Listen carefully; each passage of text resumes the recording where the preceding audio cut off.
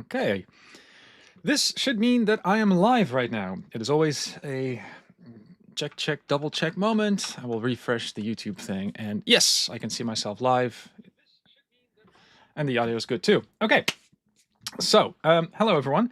Today we are going to talk about a new project. The name of the project is called MoFresh because it's all about refreshing.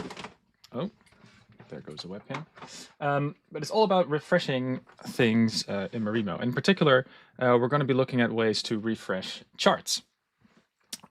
To help explain like why there's a need for a package for this, and sorry for the dropping of the camera there. And cool, people from Indonesia. Great food, by the way, Indonesia. I'm a big fan of it. Like there's in the city that I live, we've got a family restaurant that's an Indonesian place, best restaurant in the city. Indonesian food is definitely some of the best. But before like talking about MoFresh and also like the design decision, because it's kind of a funny, like I accidentally stumbled upon this because of a conversation I had with Dylan, like one of my colleagues.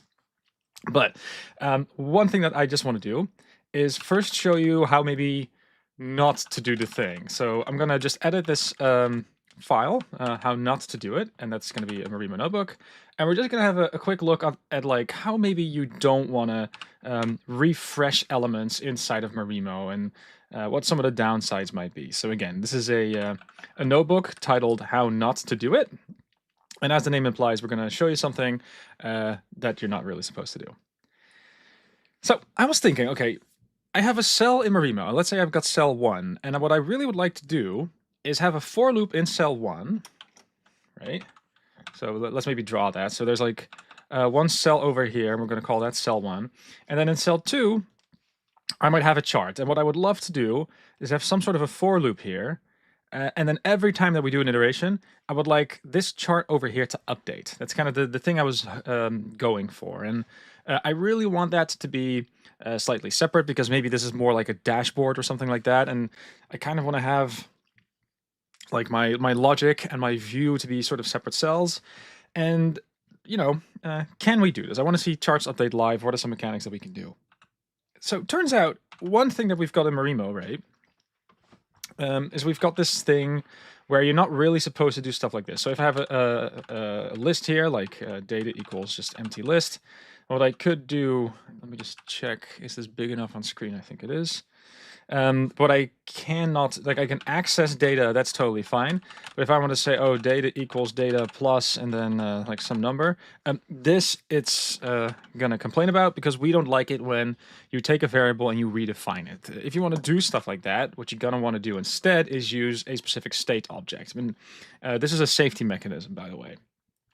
We don't really like it if people redefine variables, partially because then it's hard for us to infer in what order the cells have to run, but also mutable data tends to be, you know, a source of danger. So instead, what you can do is you can use state in Marimo. And I should preface this by saying this is a somewhat advanced feature. Get demo state and set demo state. Let's just start with that. And the way that this works is I'm able to get I have two functions that come out, get demo state and set demo state. And one of them is literally like a getter, so it gets me something. And the other one is a setter, so I can say something like, hey, set demo state. And what I can do is I can get the old state and maybe add like a random number. People like to do that. So plus random.random, right? And one funny thing that one thing that's kind of interesting that you can do now is you can call get demo state in the cell down below over here. And every time that I run this one cell above, there you can see that we actually append something. So we have this state mechanism that does allow us to basically append and to have Marimo be aware of that. So I was thinking, you know, originally at least, can we maybe do something like this where, there's some sort of a for loop here, right? So for I in range and then maybe 10. Like it kind of feels like, okay, this might be the way for us to set state going forward, right? Okay, so like, okay, I'm gonna do a for loop here, and let's also do this thing with like time.sleep. Let's sleep for like, you know, a little bit. And I can run this. Oh, and then suddenly you see this big jump, and let's maybe also make this column a bit thinner so we can actually see it, right? So let's just I'm going to refresh the state now. Oh, demo state, right? Then this is going to start running. And only when this cell is done running, that's when I see this update appear over here. So even though I've got state available to me, cells in Marimo typically really like to run fully before they move on to another cell. So even though in theory this idea has legs to it, I need something a little bit more because of the way that cells work in Marimo. Turns out though, this is a bit of a hidden feature, that there is a setting that you can attach to state. So when you start a state object, there's this allow self loops parameter that you can add in. So I thought, oh, that's kind of interesting. What does that allow you to do? It basically allows you to allow Marimo to sort of trigger the state update itself. And basically the best demo I've got for that is this one for loop over here. So if I turn this switch on, by the way, then I'm going to be using the get set state that allows for self loops. And when I set this, so when I set the state, every get state will also be triggered. That's kind of the thinking with using the self loop thing. So one thing I could do is I could maybe run this, and then suddenly I'm able to maybe hook up a chart to that. And this will just keep on running indefinitely because the setting the state is triggering the getting of the state. And okay, this is kind of like a nice little infinite loop that I can then play with. And you know, I thought initially like, oh, this might be the way to do it. This kind of feels like it's kind of in the direction of what I want to do. It's just that if I now sort of turn off this switch that I added, this one safety mechanism, this loop really just keeps on going forever. And even if I were to sort of stop this entire notebook, you know, I don't know if I like it that I have to stop the entire notebook really on this level in order to play with the state object. And I also don't know if I really like it that, you know, I need to think of safety mechanisms and stuff like that. So, okay, maybe automatically having the state trigger itself, I can actually imagine that that's a dangerous game to play. And that it might lead to like bad advice. Like I might tell you that this is a way to do it, and then you end up with very janky notebooks. So that's also maybe not something I want to maybe do. And also, there's like a way better alternative than this. So okay, we are mindful of the fact that we might want to play with state in order to do all of this. There is also another attempt at what we could do. Actually, it's a lot more clean in Marimo. So there's another attempt notebook. Let me just quickly pull that one in. That would be this one, and you can see it already starts drawing charts automatically. So here you see an example of something that I would argue is pretty darn clean. But how does this work? Well, I've got a for loop here, and at the end of the for loop, so every iteration, but at the end of it, I'm calling mo output replace, and every time I run this, you can basically just replace the output. And this is pretty close to where I want to be. And I would argue this is actually kind of a nice pattern for a lot of things.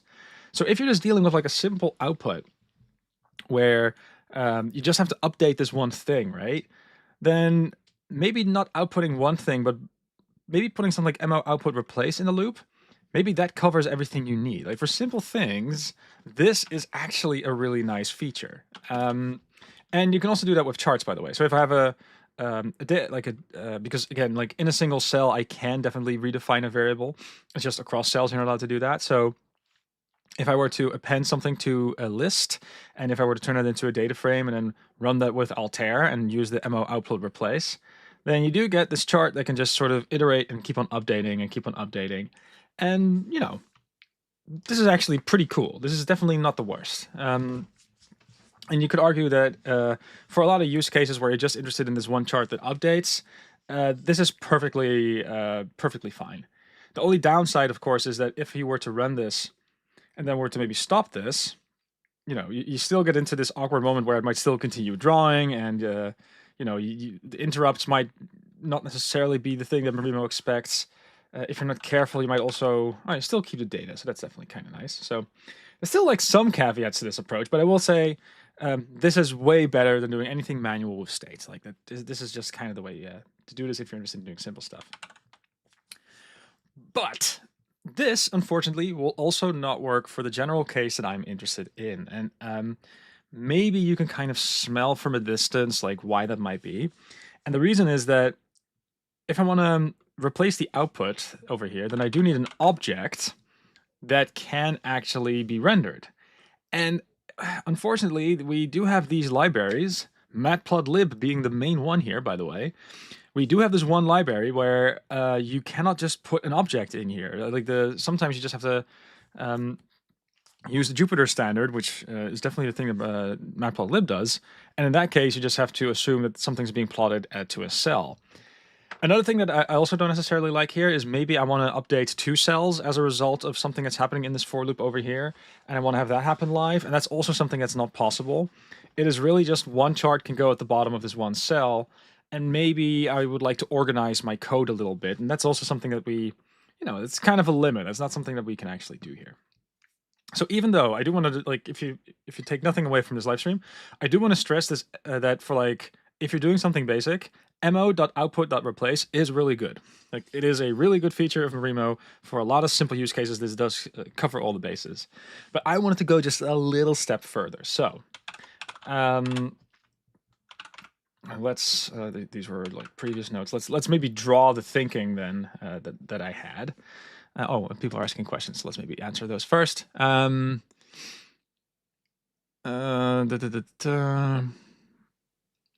My mind is already running wild with possibilities of probabilistic simulation. So cool.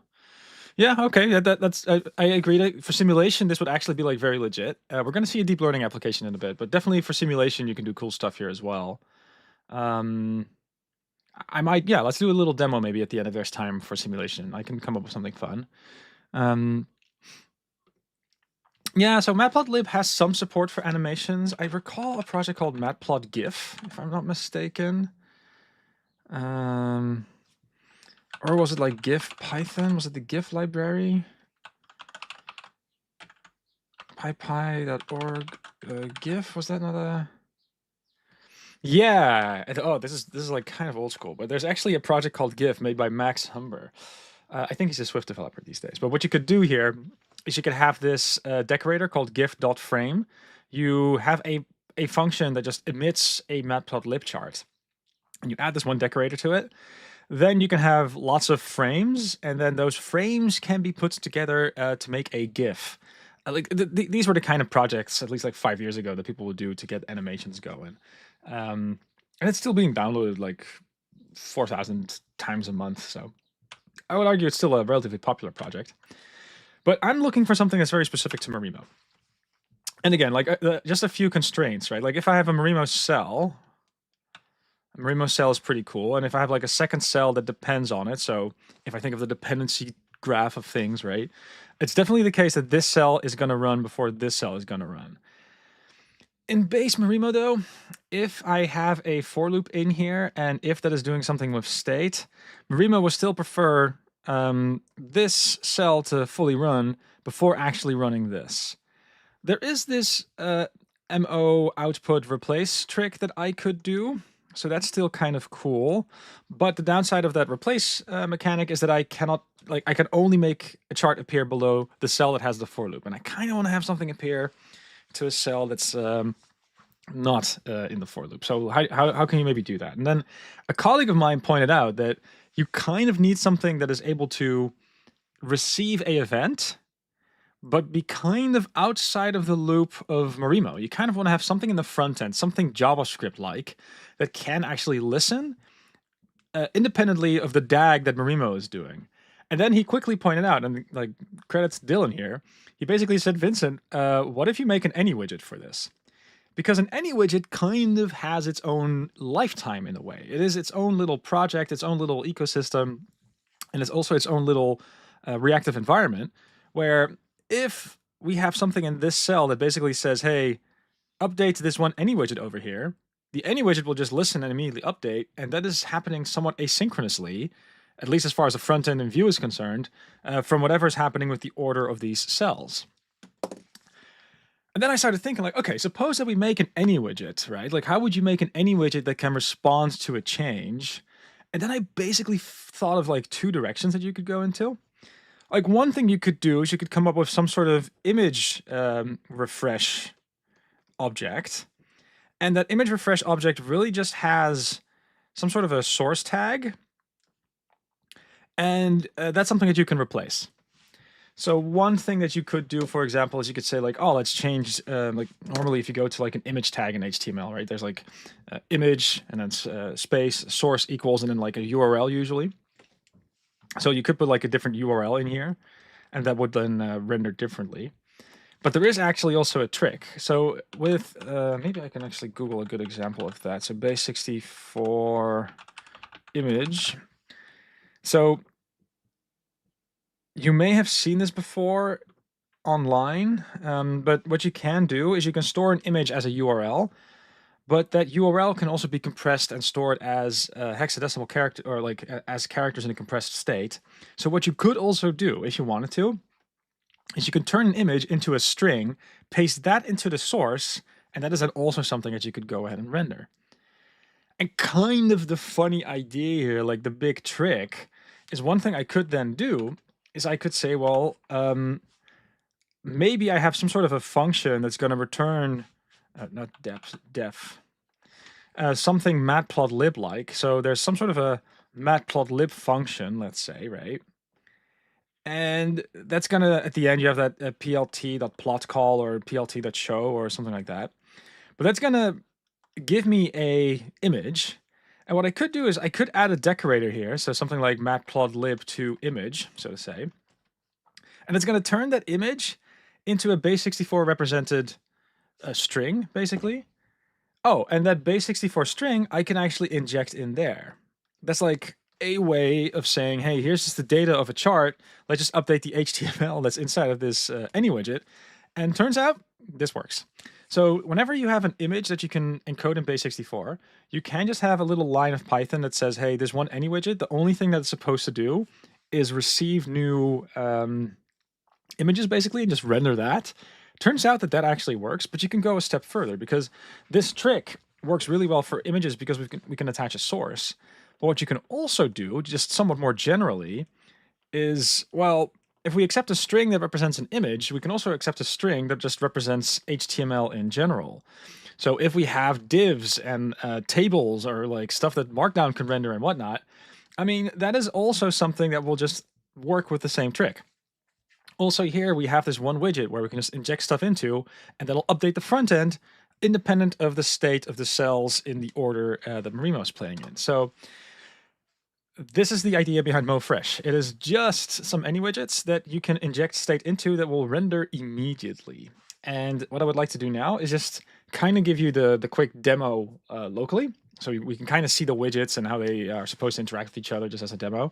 And after that, I want to show you what I think is a pretty cool demo that uses that in a PyTorch run. Because there's a thing I was playing with in PyTorch that is a fun little, experiment. But the main thing that's cool is just being able to see the loss curves live. Like that was the main thing that was really cool there. But before going super in depth in all of that, let's just run the Marimo demo thing here first. So Marimo edit demo.py. This is, by the way, the MoFresh library. You can already check it out on GitHub if you're interested in seeing the internal details. I need to pull it up into this. Actually, I think I can just refresh this, take over the session. That's good. So again, the name of the library, it's called MoFresh. Let me just check if there are any questions. No questions, so that's good. Okay, so MoFresh. How does it work? So I have a function here that can generate some sort of cumulative sum line chart. So some data goes in, I calculate the cumulative sum, and then I plot that. That's what this one function does. So if I were to just take this one function without the decorator, let's just be clear on that. So if I were just to call this one function, right? So come some line charts 2 with some data in it. And I think I would have to do something like plt.show, if I'm not mistaken. Yeah, then I can see it. So this is just a matplotlib line chart, nothing too weird, nothing too fancy, right? So that this is, life is normal. But now, if I have this refresh matplotlib decorator on top, let's then have a look at what it looks like. Then we get that base 64 representation that I mentioned earlier. And just as a little bit of a demo, what I think I should be able to do is just, let's do a little bit of HTML here. So image equals, and then yeah, something like this. Yeah, I think this should work. Close, and we have to do it like that. Like this is the proper HTML, right? And we have to turn this into an F string. So this is the proper HTML, like image source equals, we got that whole base 64 string. And I think I could do mo as HTML to just render this HTML for me. And that does not work. I don't really know why. Maybe passing it to an iframe. Okay, iframe does work. This can render HTML. I don't know what happened before, but anyway, here we can really see like the steps, right? So we take the line chart, that's a matplotlib thing, that's an image, turn it into base 64, that can go into the image source, and lo and behold, we are able to render something that actually looks like a chart. And this is also something that you can update live if you have some sort of HTML thing that you can attach yourself onto. So in order for this to work, what I do expect you to do is make a function as a separate step. And what I also expect you to do is to decorate it. But once you've done that, a funny party trick that we can do is we can say like, okay, let's just render this new chart over here. And I am using states because I always want to be able to sort of say like get to the state, like get the simulated data that I was simulating. So I always want to be able to do that. I don't want to be accidentally lose that, so to say. But I'm doing a lot of scrolling, so let's just quiet down and show the code first. So what is happening here? I'm going to start this widget by giving it the CumSum line chart thing, and let's also say that it has to start with the get state call. And then after that, if I run this cell, all the cells below will update. But the thing that's just kind of interesting and cool is that I do have this one for loop, and I update my state in this for loop because I want to have my state around. And then this source element of the widget that I define above here. So again, the steps. I have my image refresh widget. This widget has a property called source, and yeah, I'm just going to say, look, here's the new chart, the new matplotlib chart. That's the decorated function that I had before. And this will just update the HTML. It'll sleep for a bit, and that's about it. But it's really, the only thing that the widget is doing is just updating some HTML internally. And if I were to now, run this, it is going to keep on running. It's going to keep on updating the state, which is kind of cute. It's all because of this one for loop. I can hit stop. I can hit play again. And lo and behold, I have a matplotlib chart. It can do everything a matplotlib can do, that is able to update as I see fit. So I can stop a cell, I can resume it. The reason that I don't lose data is because I'm using the Marimo state object here, but this is kind of nice. Like I can definitely see a couple of examples where, I want to see matplotlib update live, and you can totally do that with this workflow. You can also stop it, which I think is just kind of nice, because sometimes you want to stop the flow, you see a bug, you want to fix it, and then continue. Okay, so that's definitely kind of cool and nice. Can you also do this with Altair? And the answer is yes, but there are a couple of extra steps involved. Because one thing that I didn't want to do is I didn't want to add JavaScript into the mix. Like if I have an Altair chart, that's definitely kind of cool. But in order to render this Altair chart in normal HTML, you do need JavaScript around. And Marimo takes care of that, but like how can I maybe get this to work nicely in a more general sense? Well, it turns out that what you're able to do is you're always able to take an Altair chart and you're able to save that on disk to an SVG file. Like you're always able to do that, and this represents disk. And what I'm then also able to do at all times is I'm able to load it from disk into memory. And then I have this SVG string, and SVG is also HTML, so that is also something I can just go ahead and inject. So if that is something that you're interested in doing, you can totally go through that route if you are so inclined. And that's what I'm doing kind of here. Like again, This doesn't work in WASM, which is what this part is for, but I do have this one function again over here that is generating a Altair chart given some data. I'm first making a data frame, then I'm turning it into a proper chart.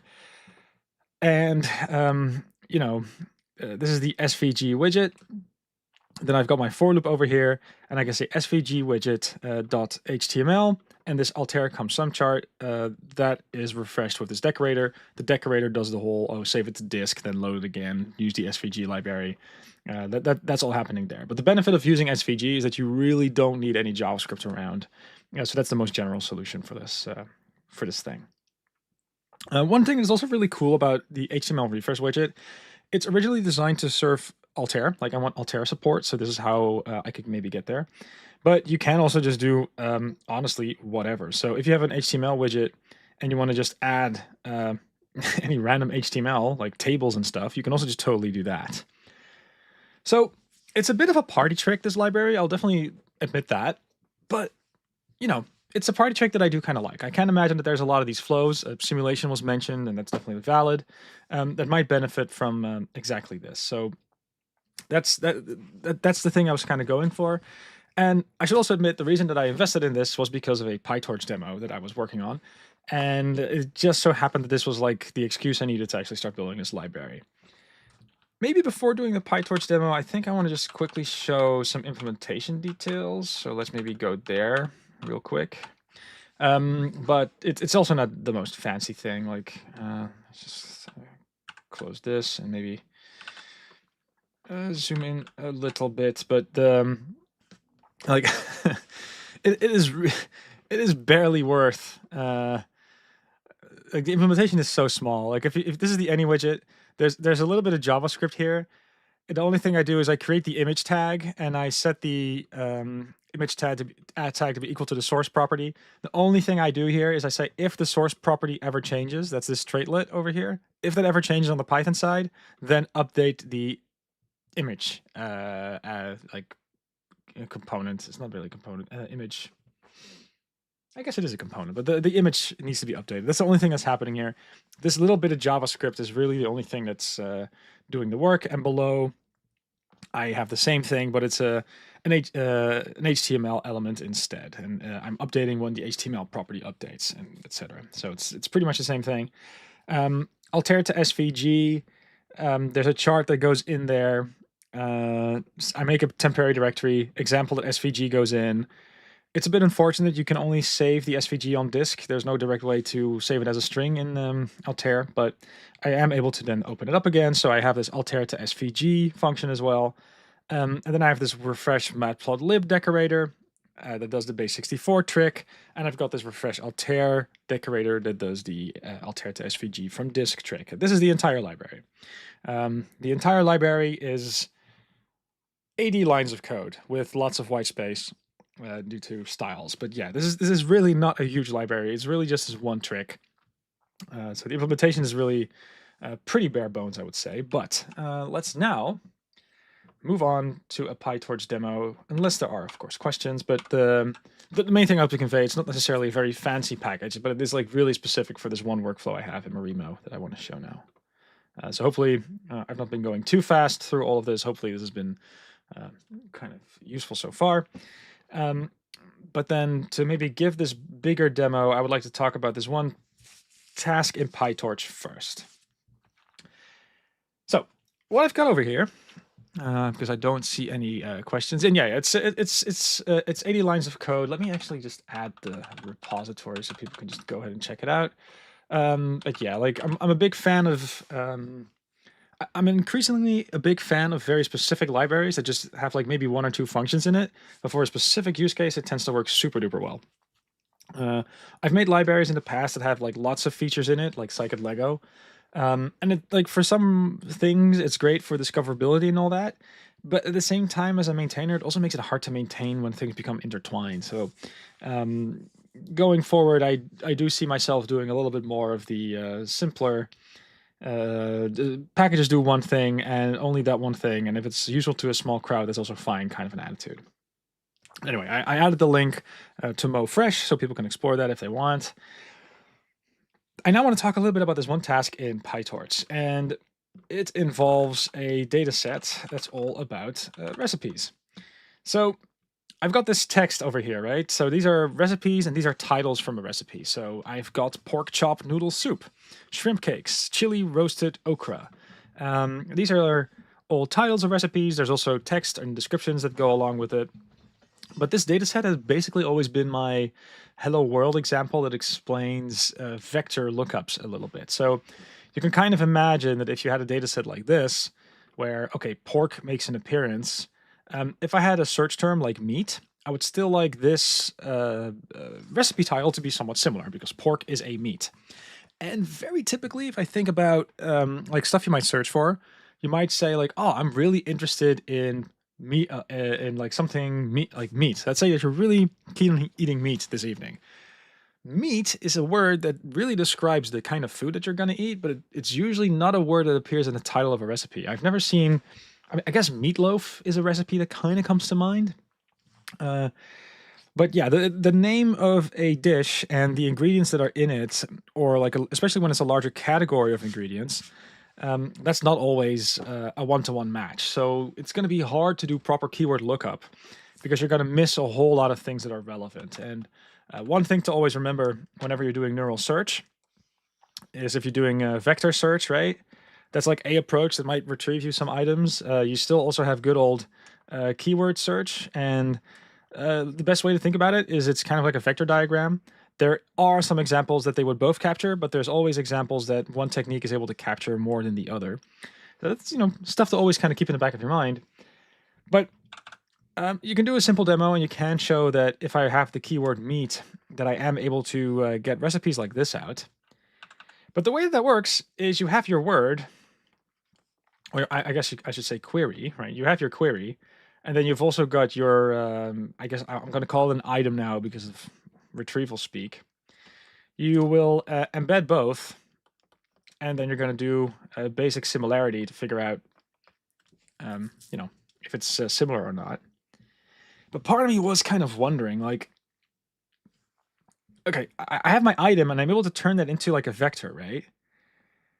But how much information do I actually lose? Or maybe put differently, if I get a vector like this, can I predict if the word pork is in there? Or maybe the word noodle, or like, am I able to rebuild the original text? Is kind of where I'm getting at. So if I see a sentence transformer embedding, can I infer from that what the original text was? Because we always do the common thing of we have words and we turn it into vectors, right? And I was kind of wondering, well, can we also do the other way around? That's kind of a thing I've always wanted to build. And there's articles about this, and there's some evidence that you can actually properly do this. If you want to do this properly, you do need like the really big data set, preferably the same one they use to train this whole system. Part of this depends on what kind of BERT model is under the hood. There's all sorts of interesting caveats. But for this exercise, I figured let's just do it very simply. Let's just consider a few of these words that are, somewhat frequent, but not too frequent. So it appears around 5% of the time in my corpus. But the nice thing about that is I am able to very quickly get like my inputs and my labels and pass it through sentence encoders. And can I then figure out whether or not a word actually appears? That's like the machine learning task that I figured will be fun to investigate.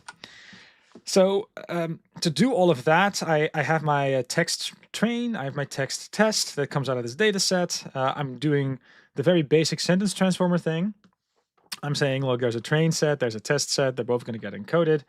And there are 5 words that I'm interested in predicting. So pork, potato, salad, chicken, and rice. And if I just look at the sum of the statistics, so they're kind of all over the place, but the word pork, for example, both in the train and test set, it appears about like 7% of all the recipes have it. Potato is a bit different. Salad appears in 7% of the time. Chicken appears between 8 and 10%, depending on if you're train or test set. So these are relatively rare classes, you could say, but also not super duper rare. And I think I've got like 6,000 or so examples in the train set. Test set is, I think, 2,000 or so. So, okay, like I have my labels. I should be able to do something funny. And I also have my feed-forward neural network thing. It's nothing fancy. It's just a couple of ReLUs and feed-forward systems here, but basically boilerplate PyTorch, if you if there is such a thing. Then here is where some of the more interesting stuff happens, because here I'm saying, well, okay, let's turn those NumPy arrays into proper like PyTorch tensors. Let's start with that. I have this one function over here that can accept a bunch of tensors and then emit some statistics that are interesting. So for every word, for every epoch in a bit, I'm going to be calculating, hey, what's the precision? What epoch is it? Is it a train or test set? And also for what word are we seeing this, right? I declare my feed forward layer. I have some sort of a loss function. I have some sort of a atom optimizer that I'm going for here. Fun fact, I did a little bit of vibe coding while writing this, and I did find it, like, I made this the first time, like, hey, generate me some PyTorch code that is able to solve this. A couple of things were kind of interesting. It really generated most of the code that you see here. It just made 2 mistakes. The first one being that it got the wrong loss function over here. Like, I had to actually manually replace that. And the reason is because I'm not doing base classification. I'm actually doing classification on like multiple labels at the same time. So the output that I have is like 5 columns, and that, yeah, so it's so that has to be kept in mind. And also when I generated this, if I remember correctly, it forgot about adding these nonlinear values in the middle, which I also thought was just kind of interesting.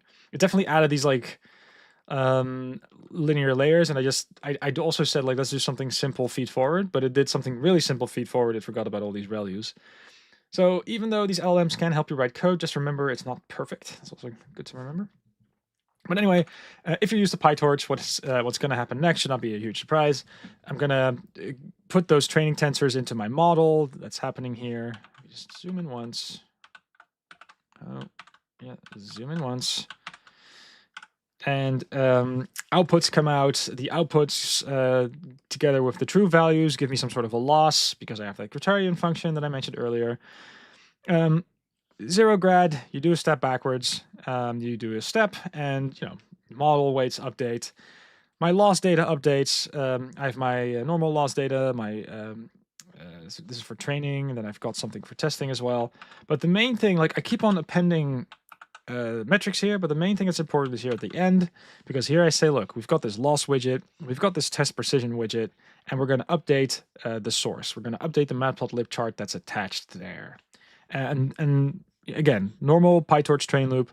This thing at the end, that's going to make charts updates. So if I were to now maybe zoom out a bit, you can see that dataset setup is the column to the most left.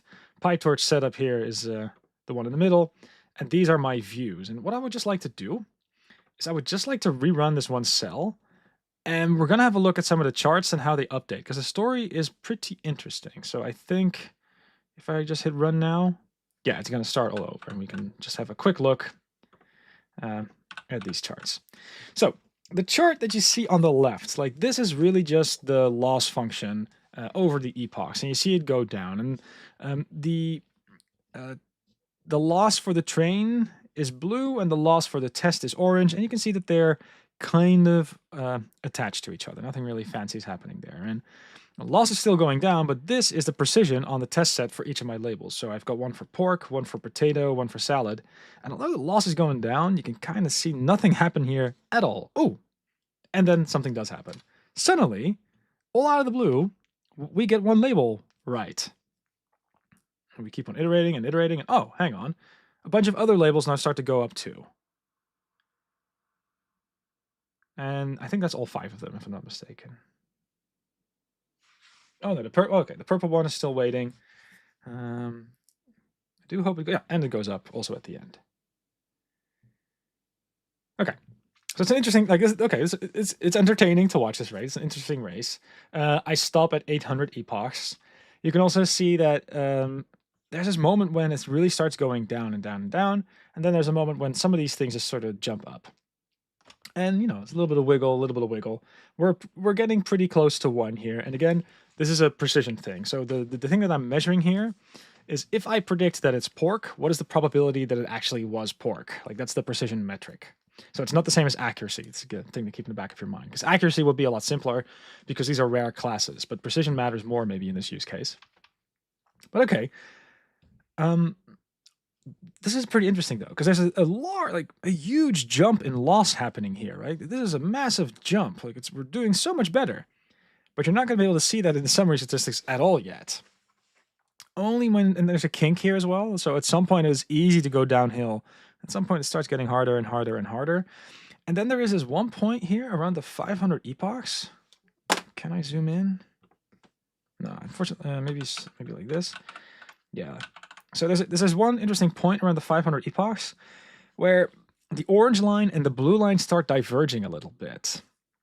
So the loss of the train set is actually a little bit better than the loss of the test set. Everything up until then, they were kind of equal, but here you can start seeing that they start diverging. But so it's right around the 500 epoch mark where you see that behavior.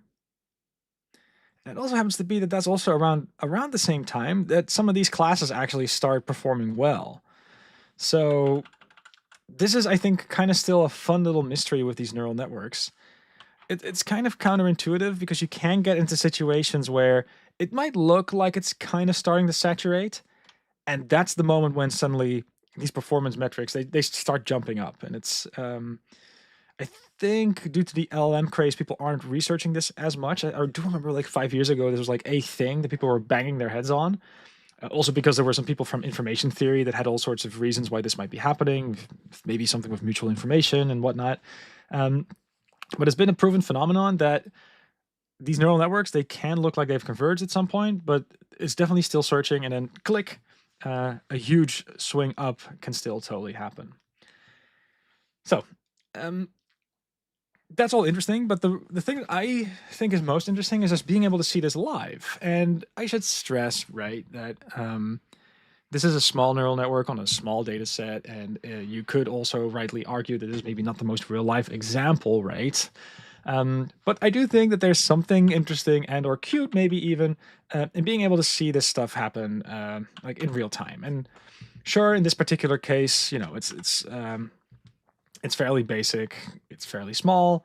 On a bigger data set, you know, do we want to maybe? You're not going to get the same real-time feeling, which you know I get.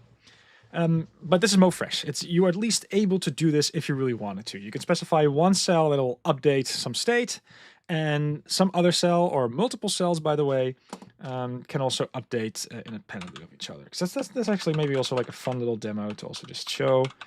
What I can also totally do is have like one cell over here, maybe add another one on top. So these are like two different cells now, right? And if I hit play now, oh, I should refresh actually in this particular case. Yeah, let's just refresh and restart. Yeah, restart. Okay. But we'll see in a bit now that unless the demo gods are against me, which has happened in the past, but okay, but the PyTorch thing is loading. That's now loaded. Is there a bug in my code? Syntax error? What line 19? Line 9. Oh, yeah, that is indeed a syntax error. Plot epoch loss. Is that not defined?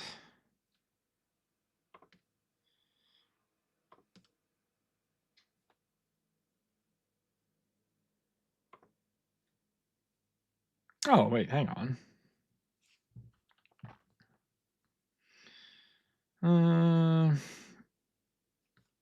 It's saying that some stuff is missing. That's, oh, but it's, hang on. So these things exist. Refresh matplotlib.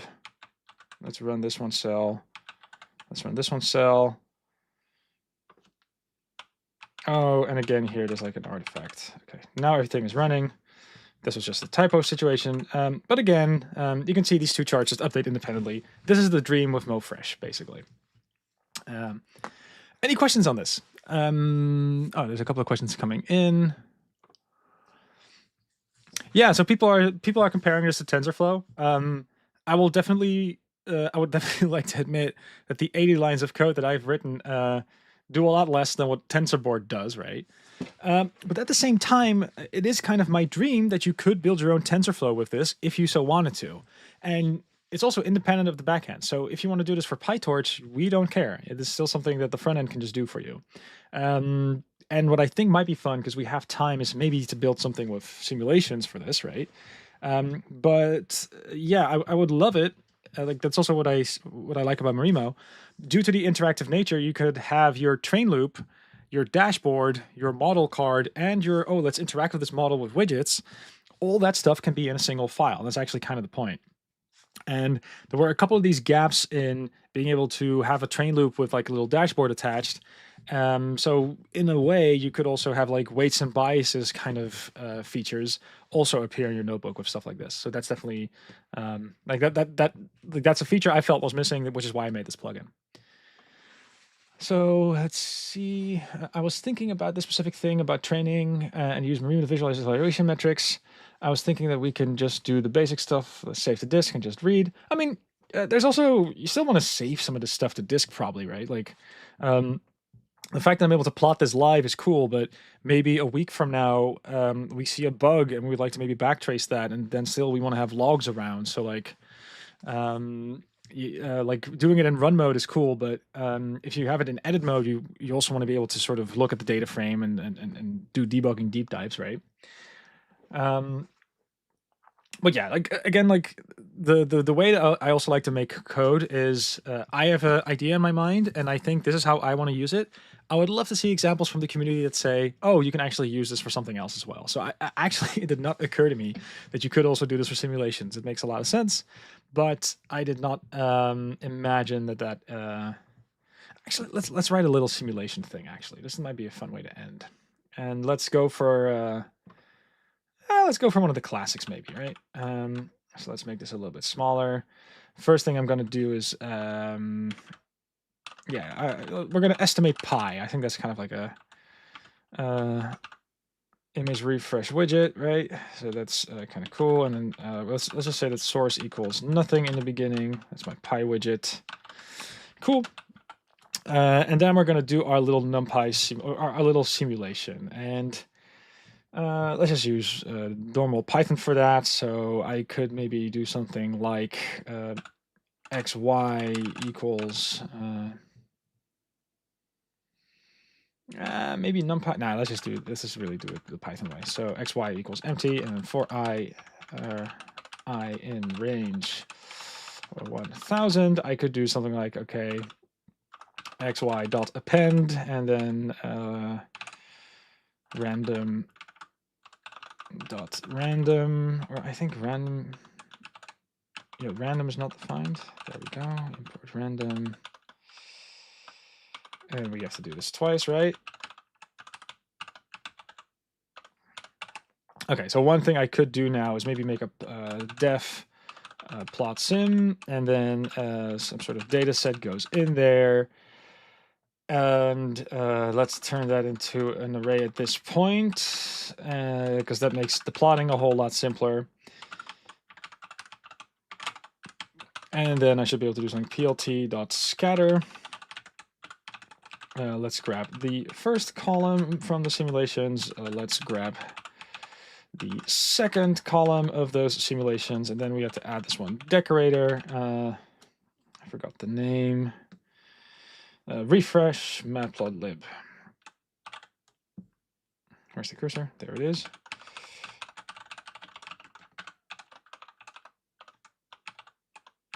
Okay, so that's the function. I think that's good. And what I should now also be able to do is just do the pi widgets.source equals plot sim, and then xy can go in there. The only thing I got to do is also actually show the widget. Oh, not refresh. I want to show the widget. So the widget is now not showing because there's no source in there. But if I were to now hit this loop, then we can see that the simulations actually do kind of appear. Notice the dev experience, by the way. Like being able to see this live as I write a simulation. Something about that also feels super nice. Takes a while to draw 1,000 points. I do get that, but okay, this is still kind of cool. But now let's maybe in this plotting function, I think I also want to have like a color column, and the way to go about that, I guess, is to say something like So these are the two columns, right? And if I am not mistaken, you, yeah, we square this guy, we square this guy, and then we take the square root of both. Square root. And it also has to come from NumPy. And we basically say, hey, is that less than 1 or equal to? I guess we, yeah, equal to is also fine. And then we should be able to do something like color equals color. All right, so that's also kind of what I would expect. Can I do something with like PLT figure fig size equals 10 by 10 maybe? Because I do want it to be like a proper square, otherwise this looks a little bit off. So let's stop this and let's make it a bit quicker. And I should run this. Yeah, that doesn't really work. Maybe I gotta call figure before I call scatter. Yeah, that's the one. Okay, that's also a little bit better, but let's make it smaller now, actually, because that feels like it's too big. All right, so that's rendering nicely. Let's put it back to like 1,000 examples, right? And to wrap this up, let's add a title. And here we got to do something like np.mean c f string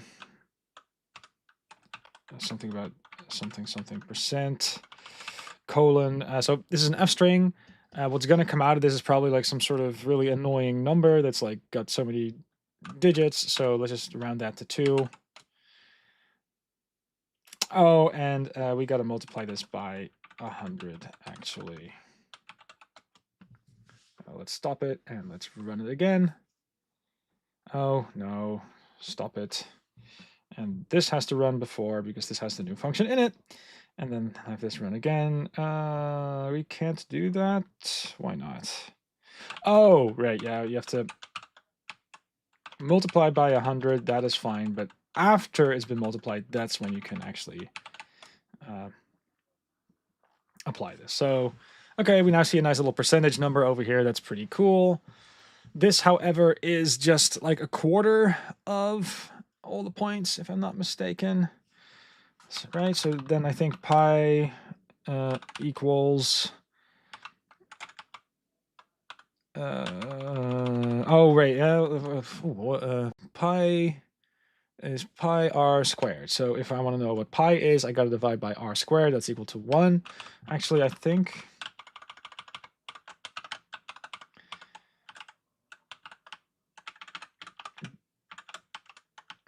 should I not multiply this by 4? I think that's it, right? Oh, and then that number has to, of course, also be dot 2f. Let's stop the whole thing and let's play this guy. Okay, it needs a bunch of simulations, but there you go. This is a simulation demo. The dev experience is pretty nice that you're able to see stuff like this go live. I do want this to sample quicker now, though. So what I'm going to do is I'm going to say if this thing mod 10, only then do we actually update. Because I think the updating of the chart is now also slowing it down a little bit. So what happens if we do this? Yeah, that definitely feels a bit quicker. I don't know if it actually is. It just feels a little bit quicker, I guess. Maybe let's do this down to 50, and let's do this to that number. And let's also set the size maybe to be a bit smaller. S is equal to 1. I guess the restart will be maybe nicer to do a bit differently, but okay, the dots are kind of hard to see now. Okay, this is me sort of nothing about with parameters, but okay, I want to be a little bit bigger still, just a little bit bigger. And okay, I'm gonna hit stop. I'm gonna run this one more time, and then I'm gonna look if people are asking questions because I've been ignoring the chat for a bit. But okay, this is still also kind of nice, right? Like you can simulate pi. That's definitely cool to see. Oh, okay. So someone is asking, like, can we do this with Monte Carlo streams in PyMC? I have tried that. The one thing with PyMC though is I think the way that it's implemented, and I tried to give this a spin this weekend. So in PyMC, you've got the context manager like with model as model, and then you're able to do sampling. So you can do something like sample, and then you've got this big tensor that has all of your simulations in it.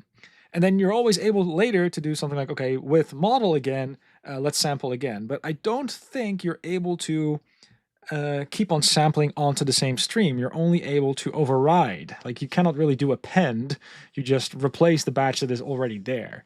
So that's something that does make it a little bit harder to get this nice little stream thing in there, especially when you consider that PyMC also has this burn-in that tends to take quite a while to actually happen. So I think they do variational inference for that to make sure that the starting point of your MCMC thing is at a nice spot. I could be mistaken again because it's been a while since I've done like real serious PyMC3 stuff. But if people have questions on that, I wouldn't mind helping out with that. It's my impression though that unfortunately I also added a bug for that. PyMC3 doesn't fully work in WebAssembly as well, so that's also a thing to kind of keep in the back of your mind.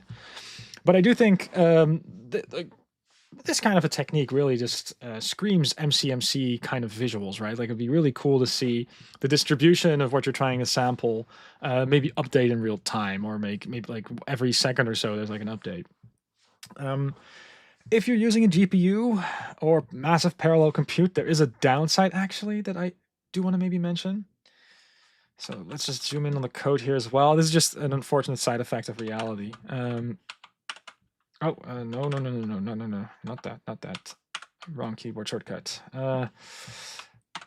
So, okay, let's say we've got this for loop, and this for loop allows us to do this update the chart thing, right?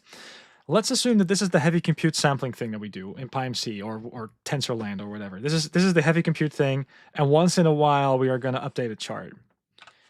If this is the heavy compute thing, then this is probably also the thing that either has like many CPUs running at the same time, or it's also the thing that has like a GPU attached, or it's doing stuff in parallel. By making this update appear right here, because it's not happening concurrently, you are actually pausing the entire program, therefore denying yourself all of this parallelism, even for a split second, and then you're going to do the parallelism thing again. That is going to cost you. There's this thing called Amdahl's law in computer science. And you can definitely imagine if you have, let's say, just as an example, suppose that you've got, I don't know, 64 cores. Every time that you're doing this, 63 of your cores are doing nothing. So you can definitely imagine that even if this is 1% of the time, that also means that 1% of the time, 63 cores are doing really nothing, and that's going to be terrible to your metrics with regards to like, are all of my resources actually being allocated? Like your allocation numbers are going to like really drop.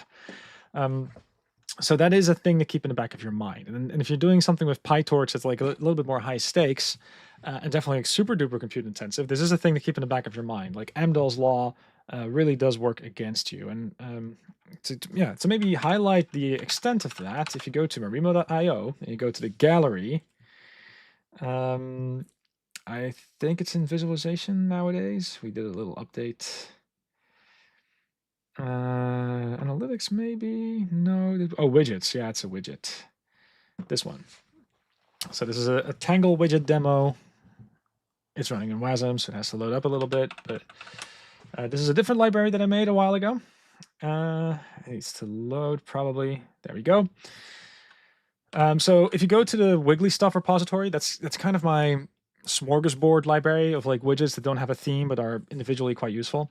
And one of the things that you have in there is like a slider, but it works on top of Markdown. So I could say like there's a little bit of text here and I can just scroll left and right. You don't have to see a slider, and it still allows me to maybe make a change, and that can in turn update a chart. So let's say there's this one parallel program that needs to sync up 0% of the time, and I've got this other program that needs to sync up 1% of the time. That 1% of the time does imply one core can run, but all the other cores can't. And that means that if I have 64 cores, that effectively, if I need to sync up 1% of the time, that's the same as having 40 cores that are running in parallel. So there's this very, very like unfortunate curve, and if it's 2% of the time, it gets like even worse. Like that syncing that needs to happen, that is really, really detrimental. Like that's the thing to always kind of keep in the back of your mind. Yeah, and unfortunately, like updating a chart, unless like I can look into maybe ways of doing that in a separate thread or something, but I don't see a particularly developer friendly way to go about that. It's just kind of an unfortunate reality. So, like consider those to be like genuine limits of what you can do with charts that automatically update if you're running a big loop. Anyway, I'm also here to sell you this library, so go ahead and check out MoFresh. You can find it on my personal GitHub account. It is Marimo that is able to refresh. It should all work. If there's mistakes in it, I will gladly take the blame, and I will gladly look if I can make a fix. But yeah, this about covers it for this live stream as well. I hope people enjoyed it. Let me just check the stream if there's any. Yeah, PyMC3, I answered that.